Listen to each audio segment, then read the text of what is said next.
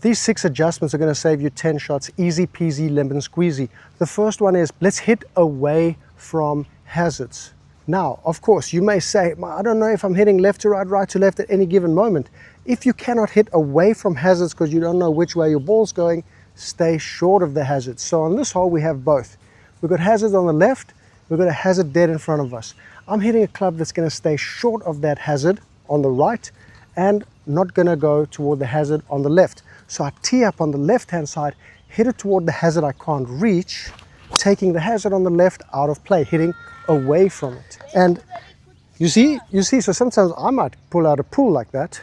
If I were teed up on the right-hand side, aiming it down the middle, and I pull out a pull shot like that, in the water, dropping 2, hitting 3. A humongous change we can make just to slash shots off our score is to hit the committed club. 110% committed. If you hit uncommitted shots, you make scared swings, you go in bad places, which can mean sometimes like this, right? 155, normally I'd hit a 9-iron. I would commit fully to a 9-iron, but I know that hitting a full 9-iron into this hole somehow always finishes short from 155. So I have to club up to an 8. So if I hit the 8 and I commit 100% to it, I'm going to have a good shot. If I hit the 9 and I hit 100% commitment, I'm going to have a good shot for the result that I can get, which will be short of the green. If I can accept that and I'm 100% committed to it, I should rather hit that shot than a scared 8-iron. Now, lover boy, when we get to a hole that gives you the boo-boo-jibbies and you often lose balls, everybody has that boogie hole on their golf course that just screws them up. We got to do something different, and this is the adjustment you got to do. You got to do something radical. We're on our bogey hole. We've made some big problems here before. We want to get up here and we think, well, look at it. It's a long hole. I'm going to get there in 2, but I'm a 15 handicapper, stroke index, single digits easily. A bogey's a great score. And we get up here and we think it's a dog leg. So I'm going to hit a little draw ski. Whoa. Oh dear. So what we do is we say, you know what? I'm going to be a bit like a radical. This is a par 5. 380 something. And what are we going to do? We're going to get the ball in play. And we shoot how much to carry the water? 120 yards. Come on, player. Do you have a 120-yard shot? Of course you do. Oh, wait. And then to the bunker, 225. So we've got 125 to 225, 100 yards of landing space on the right, away from the water left, and we can hit a shorter club that doesn't go so far offline, left and right. So we take out our little 160, 170-yard club that we may have. Wow. And now we're in play. Normally you're out of play. We're doing something radical. It's a par 5. Get there in 3 shots. Take the 5, remove the 7s and 8s. Come on.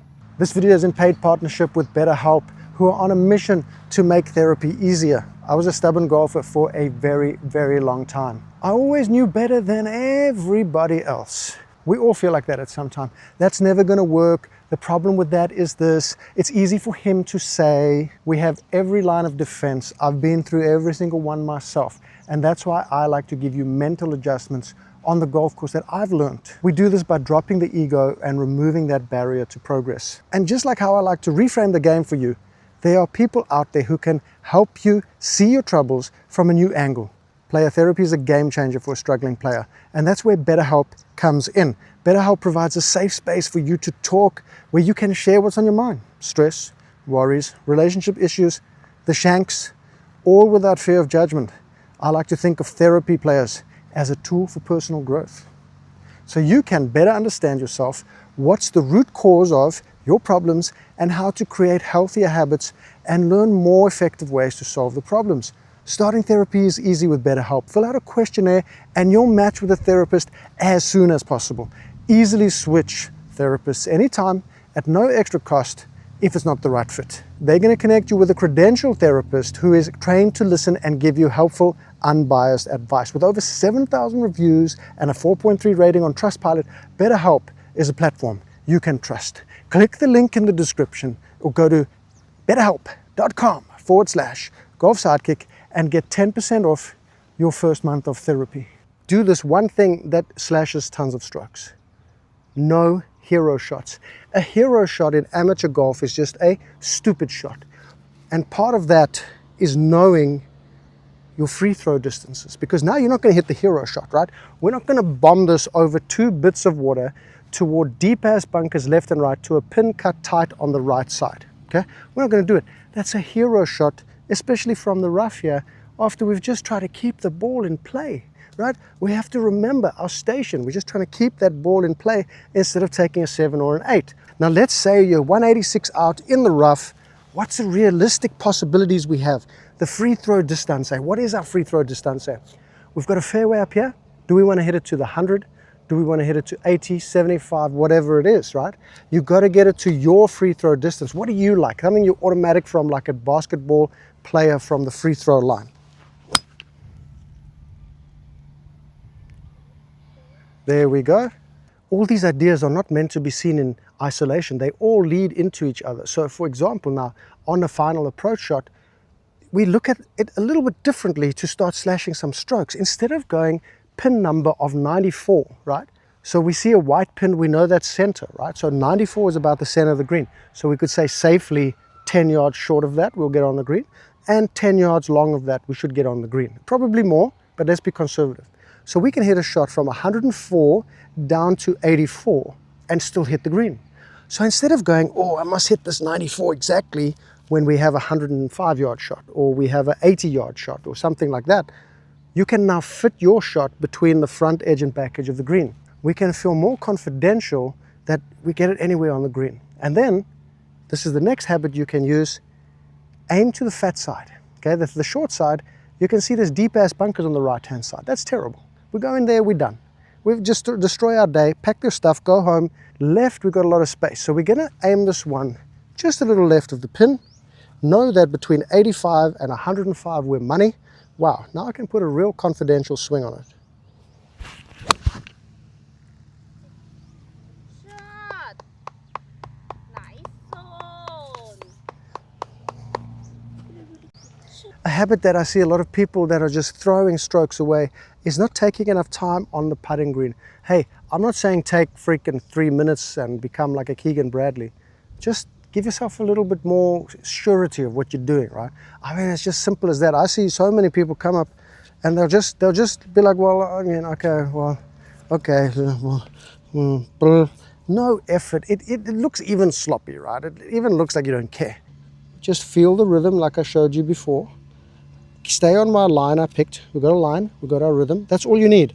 But just standing up there not doing anything, it's freaking annoying to watch, to be honest. Yeah, okay, I went straight. I should have gone left. But I've got distance control. I gave myself a read, and I give myself way more chance. If you like this talking piece over here, it's a What to Play a Bird Dog titanium Damascus insert. Absolutely money. The big one is a par 5 is the expected score of an expert golfer, okay? You've got 530 freaking yards here.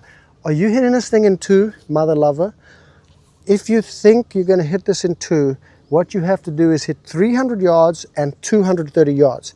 If your drive is only 230 or 240, you're gonna have 290 to the hole. You're not gonna hit it in 2. So let's not try overpower our drive because we think we're gonna add another 50 or 60 yards. Okay, we're not. You're not gonna add any more distance than what you have unless you go for coaching. So let's get the ball in play and target this for 3 shots. You're gonna start slashing shots quickly. No more bogeys, no more doubles trying to be a big hero. We're gonna play our game. So we just punted down the fairway there. Now, we're gonna hit 2 more shots here from 300, okay? It doesn't matter what combination of shots you like to use, just gotta do it, okay? And the most important thing is not to try overpower this shot and get it in a bad position. We're always playing for position on par 5s, okay? If you're not a 3-shot player, maybe it's a 4-shot play. It's fine, it's fine. But we have to stay in our lane. We have to understand our station in golf. So we're not gonna hit a hard one. We're gonna leave a stress-free approach out into the par 5. No stress, no hero shots, no smashing with unnatural power. But if you're trying to muscle something up there and it's gonna get you in an awkward position because you have no control, because when you try and muscle a low lofted wood, you don't know where it's gonna go. Now you're gonna give yourself a severe disability on the golf course. So instead of that, let's go with something we know is gonna go well and secure ourselves a good shot. Money. A habit that's gonna slash a lot of strokes from your score is playing the club that works. 145. I do not have to stand here and show everyone what a macho man I am. Playing golf, by the way, which is probably the least macho sport on earth besides lawn bowls. Even that can get a little bit fiery. But from 145, I don't have to show off that I can hit a pitching wedge or 48 degree there. No, I just need what works. Balls above my feet, pins back left. I'm not going to try smash a pitching wedge there.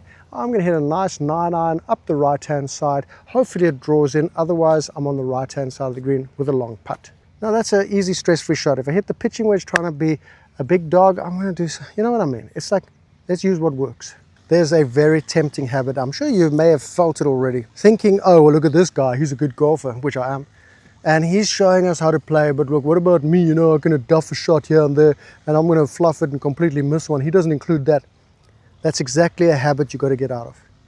The habit of whining and moaning and thinking you can't do stuff just because you can't do it now. That's the point.